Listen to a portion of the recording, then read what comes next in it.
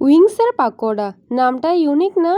তবে আম্মু ওই কামালটা করে দেখিয়েছে, মানে উইংসের পাকোড়া বানিয়ে ফেলেছে। তো উইংসের পাকোড়া বানানোর জন্য একটি বাটিতে নিয়ে নিল চিকেন উইংস, সাথে দিয়ে দিল সব ধরনের মশলা, যেমন আদা বাটা, রসুন বাটা, জিরে বাটা, ধনে বাটা, হলুদ গুঁড়ি, মরিচ বাটা, পরিমাণ মতো লবণ, সয়া সস, সাথে দিয়ে দিল একটু সরিষা তেল, আর দিয়ে দিল অল্প পরিমাণ সয়াবিন তেল।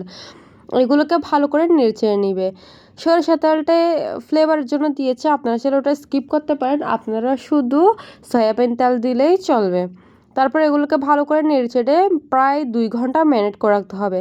তারপর একটি কড়াইয়ে নিয়ে নিব সে উইংসগুলোর সাথে একটু করে পানি দিয়ে দিব। পানি দিয়ে এগুলোকে একদম লো ফ্লেমে ভালো করে সিদ্ধ করে নিতে হবে, এতে কিন্তু অনেক বেশি মজা হয় খেতে। এগুলো সিদ্ধ হতে হতে অন্য একটি বাটিতে নিয়ে নিল ইস্ট, সাথে দিয়ে দিল পরিমাণ মতো কর্নফ্লাওয়ার, সাথে দিয়েছে অল্প পরিমাণ মরিচ বাটা, সামান্য পরিমাণ গরম মশলা গুঁড়ি, আর অল্প পরিমাণ ময়দা।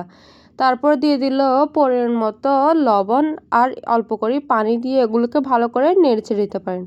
আপনারা চাইলে এখানে ডিম ব্যবহার করতে পারেন, তবে ডিমটা নেসেসারি নয়, তাই ডিম দিল না আম্মু। এগুলোকে ভালো করে নেড়ে এগুলো প্রায় 1 ঘন্টা মেখে রাখে দিবে। তারপর একটি কড়াইয়ে তেল গরম করে নিবে। তেলগুলো গরম হয়ে আসলে সেই সিদ্ধ করা চিকেনটাকে বা চিকেন উইংসটাকে ব্যাটারের মধ্যে একদম ভালো করে কোট করে নিতে হবে। ব্যাটারের মধ্যে কিন্তু একদম ভালো করে চুবিয়ে তারপর গরম গরম তেলের মধ্যে ঢেলে দিতে হবে।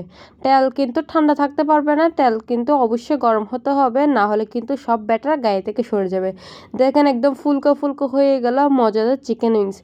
চিকেন উইংসটা দেখতে যেরকম সুন্দর হয়েছে, খেতে কিন্তু তার থেকে বেশিই মজা হয়েছিল।